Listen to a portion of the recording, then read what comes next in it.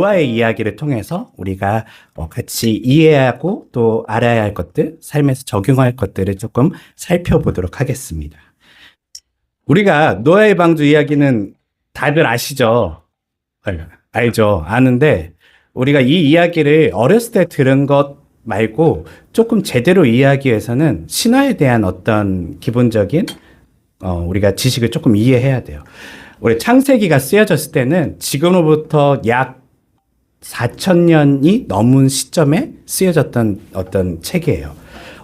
그 시대가 어느 시대냐면 우리 한국사로 하면 우리 잘 알듯이 고조선이 있었던 시대거든요. 고조선이 세워지는 신화의 이야기를 바라보면 우리가 곰하고 호랑이가 굴에서 쑥하고 마늘을 먹은 이야기가 나오잖아요. 그것을 요즘 청소년들도 배울 때에는 그게 단순하게 뭐 진짜 곰이 먹었대, 호랑이가 먹었대가 아니라 그 이야기는 곰과 호랑이를 섬기던 어떤 부족들, 어떤 토테니즘에 대한 이야기로 그 이야기를 우리는 보통 이제 배우게 됩니다. 근데 우리가 성경을 배울 때도 신화에 대한 기본적인 이해가 조금 필요해요. 신화라고 하면 사실일까요? 아니면 거짓말일까요? 소설일까요? 신화. 신화는 어떻게 우리가 봐야 될까요? 소설. 그렇죠. 우리는 그렇게 많이 생각을 해요. 신화는 이제 뭐 그리스 신화나 이런 걸 볼 때 지어낸 거다라고 생각을 해요. 실제로 사람들은 그런 생각을 굉장히 몇백 년 동안 하고 있었어. 그런데 그리스 신화에 보면 트로이 신화라는 게 있거든요. 뭐 소설에 나오는 신화예요.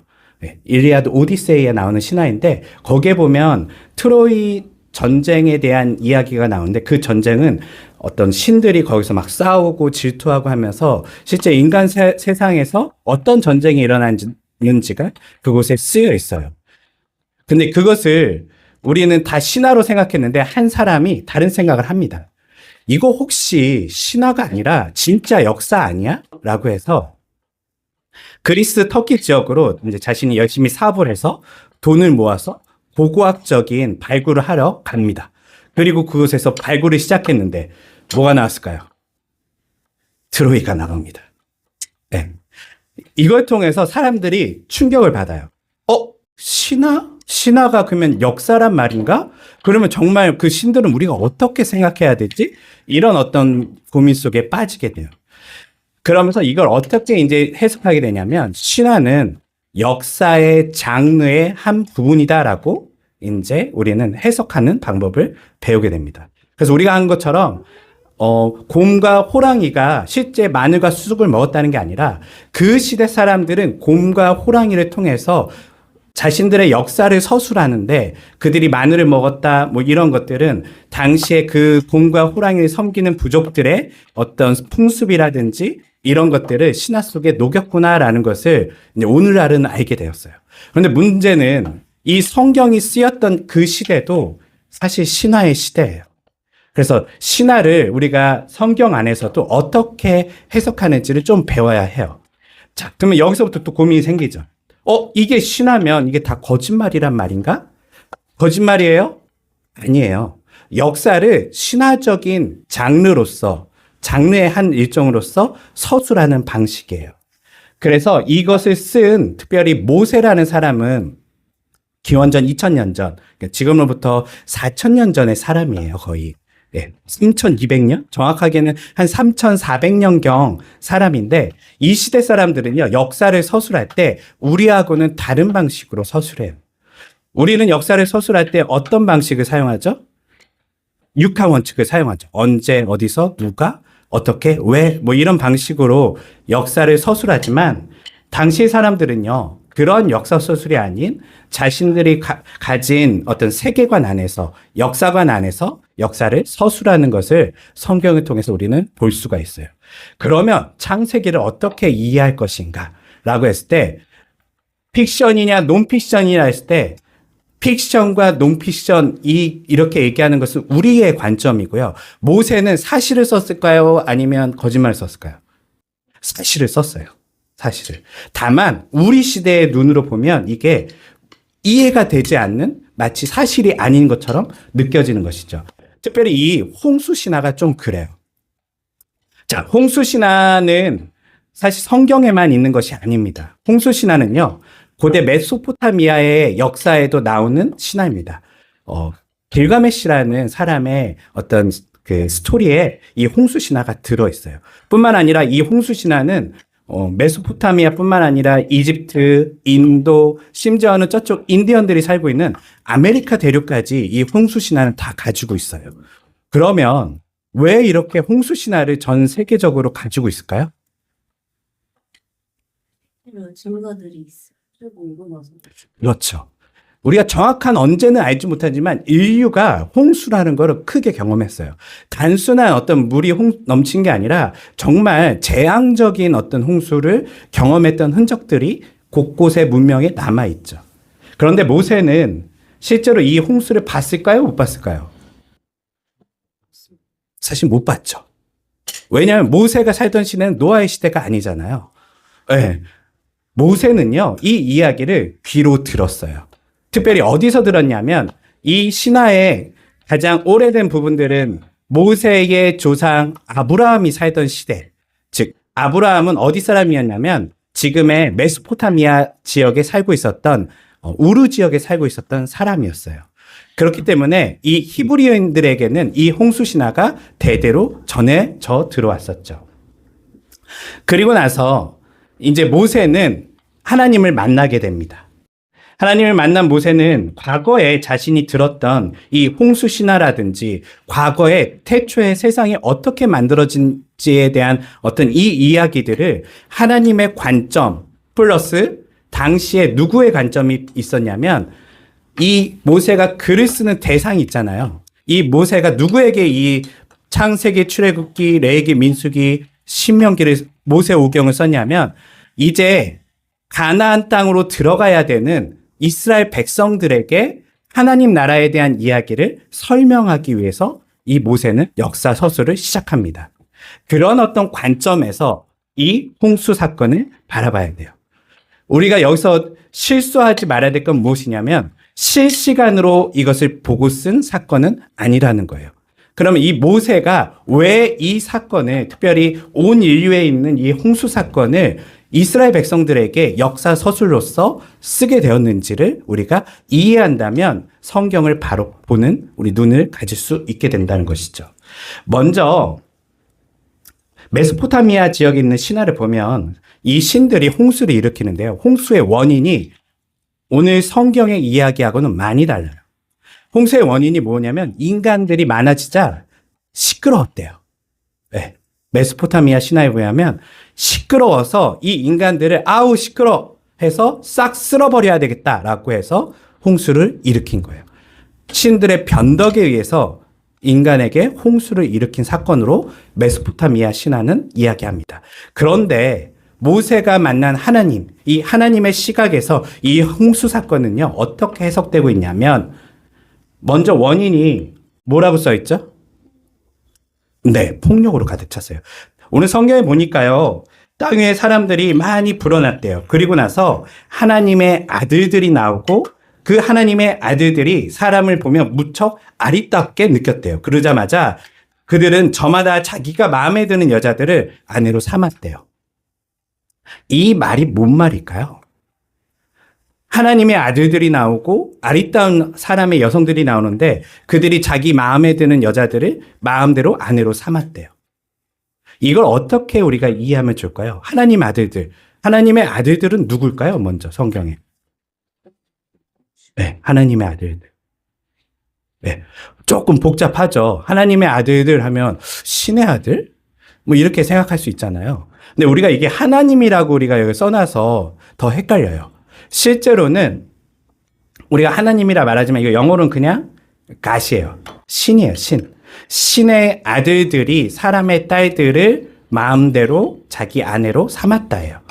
그러면 이 신의 아들들은 누구일까라고 봤을 때 고대에 보면 특별히 이 모세가 경험했던 그 세상에서 신의 아들은 누구를 뜻할까요? 자신이 신의 아들이라고 말하던 사람들. 제일 대표적인 사람은 모세가 있었던 이집트. 이집트에 보면 파라오는 자신을 신의 아들이라고 얘기했어요. 그리고 파라오뿐만 아니라 모든 세상의 권력자들이나 당시의 왕들은요, 다 자신을 신의 아들이라고 얘기했죠. 우리나라 한국 사회도 보면 뭐 우리가 잘 아는 것처럼 당군도 신의 아들이고요. 그리고 우리가 아는 뭐 주몽이라든지 박혁거세라든지 이런 사람들 태어난 거 보면 사람처럼 태어나지 않고 특별한 출생을 통해서 태어난 것으로 보여주면서 신의 아들이라는 것을 사람들한테 이야기해요. 그러면 이 권력을 가진 왕 같은 사람들이 지금 누구를 마음에 드는 여자로 삼았다고요? 아름다운 여성들을 자기들의 마음대로 아내로 삼았대요.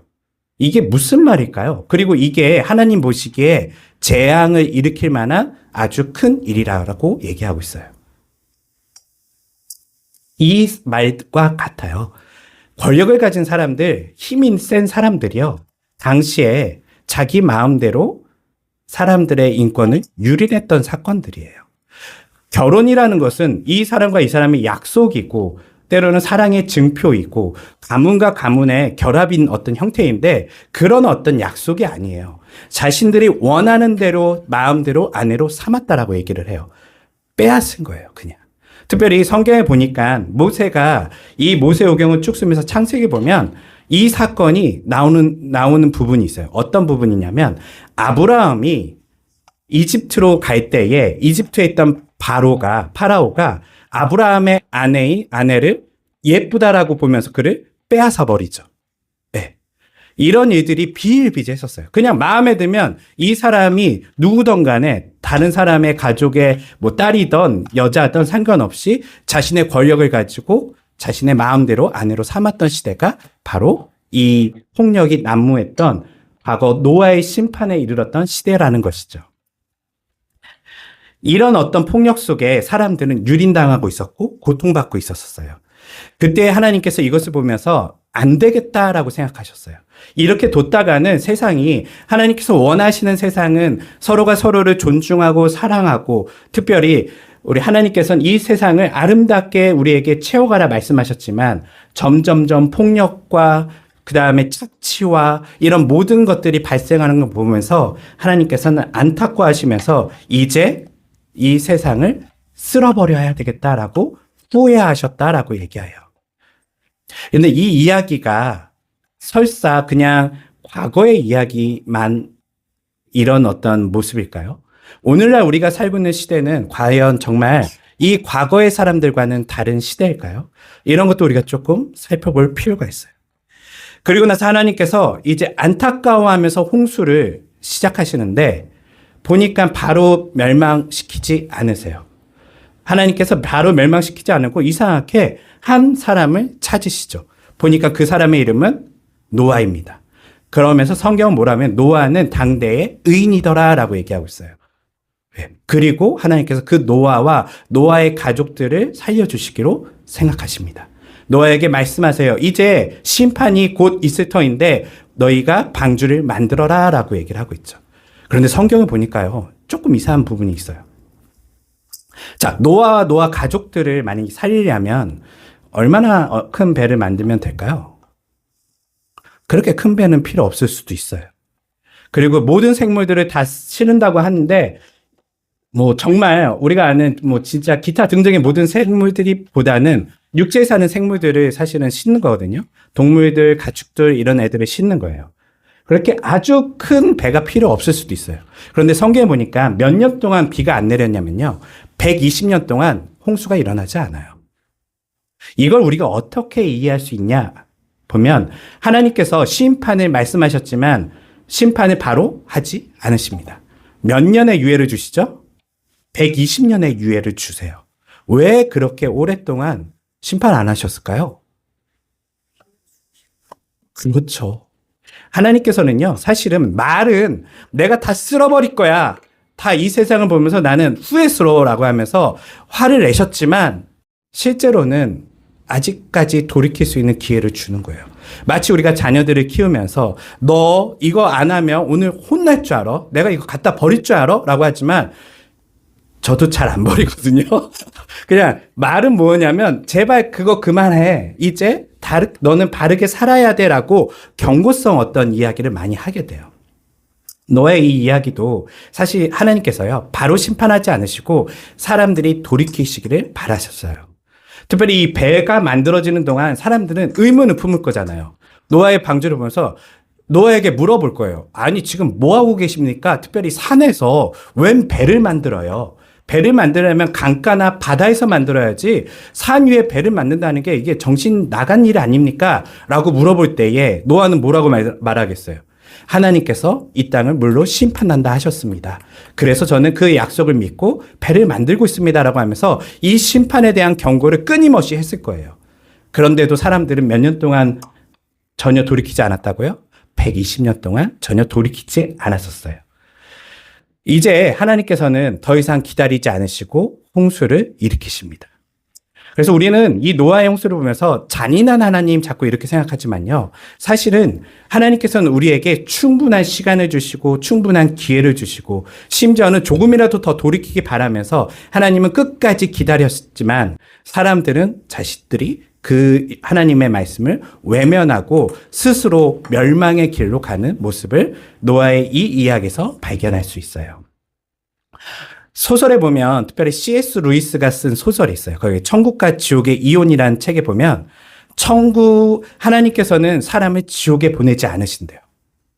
그런데 사람들이요, 하나님 나라에 가고 싶어 하지 않는데요. 왜냐하면 그 하나님 나라는 하나님이 다스리시는 나라이기 때문에 그 나라에 가는 것은 그들에게는 굉장히 불편한 일이에요. 나는 내 나라에 살아야 되고 내 맘대로 해야 되는데 내가 왜 하나님 나라에 가? 차라리 난 그 나라가 아닌 다른 나라로 갈 거야 하면서 C.S. 루이스는 사람들이 스스로 지옥으로 가고 있다라고 하고 있죠. 하나님께서는 우리 모두를 초청하였지만 오늘날에도 예수 그리스도 통해서 우리에게 하나님 나라로 하나님께서 우리를 초청하였지만 사람들 스스로 자신이 멸망의 길로 가고 있는 모습을 오늘날에도 볼 수 있고 이 노아의 사건을 통해서도 우리는 이해할 수 있습니다. 자, 드디어 홍수가 시작됐습니다. 홍수가 시작되고 40일 동안 비가 내리는데요. 이 이야기를 쭉 들어보면 비가 그냥 40일 동안 내려서 세상이 물에 잠겼다라고 하지 않아요. 또 다른 모습이 보이게 돼요. 그 모습은 뭐냐면 땅에서도 물이 솟아올랐대요. 그러면서 이 모습을 어떻게 표현하냐면 마치 태초에 모세가 창세기 1장을 쓰듯이 이제 다시금 창조 세계가 혼돈 속에 들어간 모습을 보이게 돼요. 혼돈 속에. 성경에 보면 태초에 하나님께서 수면 위를 운행하시는 것을 보여주죠. 그 모습이 이제 다시금 노아의 사건, 이 홍수 사건을 통해서 다시금 재현되고 있어요. 세상은 다시 혼돈 속에 있고 이제 하나님께서는 그 혼돈 속에 창세기 1장 2절에 보면 이 혼돈을 어떻게 잠재우시죠? 제일 먼저 창조하신 거. 빛이 있으라라고 하면서 혼돈을 잠재우시거든요. 노아의 방주에서도 이게 반복적으로 일어나요. 비가 오는 가운데 이 홍수 가운데 드디어 하나님께서 비를 멈추시고 그리고 빛을 이 가운데 주십니다. 그리고 그 빛의 사건이 우리가 잘 아는 것처럼 무지개 사건으로 발견할 수 있는데 과거에는 창세기에 빛이 있으라라고 했던 모습이 어떤 것으로 이제 노아의 방주에서 나타났다고요? 무지개. 그러면 이 무지개 사건이 주는 의미가 무엇인지 오늘 마지막으로 우리가 같이 살펴보도록 할게요. 모세는 이 무지개라는 것은 우리는 지금 이름을 무지개라고 부르잖아요. 그런데 이 무지개는 영어로 뭐죠? 레인보우예요. 보우가 뭐예요? 보우. 활이에요. 활. 이 모양은 활 모양이에요. 실제로 히브리어를 보더라도 이 무지개는요, 활을 의미해요. 활을. 그러면 하나님께서 지금 무슨 말이냐면 이렇게 우리말로 자꾸 해석하면 무지개 예쁘다 이렇게 이해하는데 이게 아니에요. 예쁘라고 걸어놓은 게 아니에요. 지금 히브리 성경에 의하면 이 무지개를 우리말로 무지개가 아니라 활을 걸어 놓으셨다라고 하는 거예요. 하늘에 활을 걸어 놓으셨대요. 왜 활을 걸어 놨을까요? 네. 왜 활을 걸어 놨을까? 그렇죠. 쏘는 거예요. 활은 공격무기예요. 방어무기가 아니라요. 공격무기고 활은 전쟁에 쓰이게 돼요. 실제로 고대 메소포타미아나 이런 지역에서는요, 전쟁이 끝나면 그 전쟁이 끝난 것에 대한 상징으로서 활을 걸어 놓는데요. 더 이상 이제 활을 들고 다니지 않아요. 그런데 이 걸어 놓는 것을 통해서 이제 하나님과 우리 사이에 이 심판이 멈추게 되었다. 전쟁이 끝나게 되었다라는 것을 보여주고요. 또 하나는 앞서 말씀하신 것처럼 이 활의 방향이 지금 어디를 향하고 있죠? 이 하늘을 한번 넘겨주시겠어요? 보면 하늘을 향하게 돼요. 그러면 이 활을 이제 쏘게 된다면 어디로 쏘는 거예요? 땅이 아닌 하나님을 향해, 하늘을 향해 쏘게 된다는 거예요. 이제부터의 심판은 이 하나님께서 뭐라 말씀하시냐면 이 무지개라고 말 안 할게요. 이 활을 볼 때마다 이제 내가 다시는 이 땅을 심판하지 않을 거라는 것을 너희가 기억하라 라고 말씀하세요. 그러면 앞으로 이 땅을 하나님께서 물로 심판하지 않으시면 어떻게 심판하시겠다는 거예요? 문제가 있을 때에.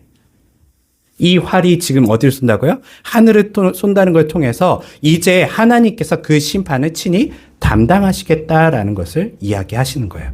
이것은 미래에 예수님의 십자가의 사건을 예표하고 있어요. 이제 이 활을 맞게 되는 존재는, 심판을 당하게 되는 존재는 우리가 아닌 하늘에 있는 하나님 예수 그리스도께서 우리를 대신해서 죽게 되는 그 이야기를 이 무지개 사건을 통해서 보여주고 계시죠. 이렇게 사실은 노아의 이야기는 우리 어렸을 때 단순하게 홍수가 났고 하나님이 심판한 사건으로 이해하지만요. 사실은 이 이야기 속에는 하나님이 어떠한 분이신지를 잘 담고 있어요. 앞서 이야기한 것처럼 하나님께서는요, 심판을 즐겨하는 분이 아니세요. 과거 메소포타미아에 있었던 신들은 자신들이 귀찮다고 사람들을 쓸어버리고 자신들이 마음에 안 들면 그들에게 심판하고 그들을 괴롭혔지만 하나님은요, 참으시는 분이세요. 기다리시는 분이세요. 우리가 돌이키기 원하시는 분이세요. 모세는 이 신화를 그렇게 해석함으로써 자신이 만난 하나님은 고대 근동에 있는 그러한 어떤 악질적인 신이 아닌 하나님은 참 좋으신 분이라는 것을 이스라엘 백성들에게 다시금 알려주고 있는 거예요. 그래서 이제 이 이야기, 이 과거에 있는 이 홍수 신화는요, 이제 이스라엘 백성들에겐 다시금 새롭게 해석돼요. 아, 세상에 많은 홍수 신화가 있지만 우리가 믿는 그 하나님은 좋으신 분이시구나. 우리를 위해 인내하시는 분이시구나. 그분은 심판을 즐겨하지 않으시고 심지어는 마지막에 활을 내려놓음을 통해서 이제 그분이 전쟁을 그치시고 이제 우리를 구원하시는 분이시구나라는 것을 그들은 이 홍수 이야기를 통해 배울 수 있었다는 것이죠. 이것을 오늘날 우리의 사회에 한번 적용해 본다면 오늘날에도 사실 저는 이 모세가 쓴 이 노아의 이야기처럼 세상은 폭력 속에 있어요. 여전히 힘 있는 사람들, 가진 사람들은요, 힘없는 사람들을 우습게 여기고 자신들이 원하면 마음대로 할 수 있다라고 생각하는 그런 교만 속에 있는 세상에 우리가 살고 있죠. 그런데 하나님 그것을 보면서요, 기뻐하지 않으세요. 하나님 그것을요, 매우 슬퍼하시고 분노하시는 하나님이라는 것을 우리는 알아야 돼요. 그렇다면 오늘날 이런 세상 속에서 살고 있는 그리스도인들은 어떻게 살면 좋을까요? 저는 이 노아의 방주가 하나의 모습의 어떤 우리의 삶의 모습이 돼야 되지 않나라고 생각이 들어요. 우리는요, 보호하는 사람들이에요. 노아는요, 열심히 자신이 일을 했어요. 120년 동안 이 방주를 지으면서요, 누구를 보호하기 위해서 이 방주를 지었죠? 네, 가족들과 그 다음에 이 땅의 생물들을 보호하려고 그는 노아의 방주를 지었단 말이에요. 우리가 이 땅에 열심히 일하고 먹고 살기 위해서 열심히 직장도 다니고 돈을 버는 여러 가지 이유도 단순하게 그냥 먹고 살기 위해서 우리가 그렇게 사는 것이 아니라는 거예요. 노아가 그렇게 방주를 짓는 것처럼 나도 때로는 누군가를 돕기 위해서, 누군가를 지켜주기 위해서, 그것이 우리의 가족이고 좀 더 넓게는 우리의 이웃을 지키기 위해서 우리가 그렇게 인생을 살아가는 모습이 노아의 인생에서 우리가 배워야 될 것이고요. 마지막으로 우리가 이 땅에 폭력을 당한 사람들, 이 땅에 유린당하고 있는 사람들을 우리가 지지해주고 도와주고 지켜주는 것, 그것이 어쩌면 하나님께서 이 땅을 심판하려고 했던 이 땅의 안타까운 모습이 아니라 회복하는 우리 그리스도인들의 모습으로 삶에서 나타나야 되지 않을까? 그렇게 성경을 통해서 우리는 보게 됩니다. 사랑하는 성도 여러분, 사는 것은 과거나 지금이나 변하지 않았어요. 사람들은요, 여전히 똑같아요. 그렇지만 하나님께서 우리에게 이 노아의 이야기를 통해서 알려주시는 것은 무엇이냐면, 이제 우리는요, 심판당하지 않기 위해서 살아가는 사람들이 아닌, 이제는요, 우리는요, 노아처럼 세상을 보호하고 지켜줄 수 있는 그런 사람으로서 우리가 120년을 했던 노아처럼 우리의 인생을 살아간다면 하나님이 우리의 인생을 바라보시며 선하다, 잘했다라고 말씀하시지 않을까. 그렇게 살 수 있는 우리 모두가 되시기를 주님의 이름으로 축원합니다. 기도하겠습니다. 시험의 바다에 빠질 때 그 안에 기쁨을 찾아요. 믿음의 시련이 우리를 빚어내 인내는 꽃처럼 피어나 조금씩 완전함으로 다가가. 주님께 구해요 지혜를 아낌없이 주시는 그 사랑 나무라지 않으시는 주의 은혜 우린 받을 거예요.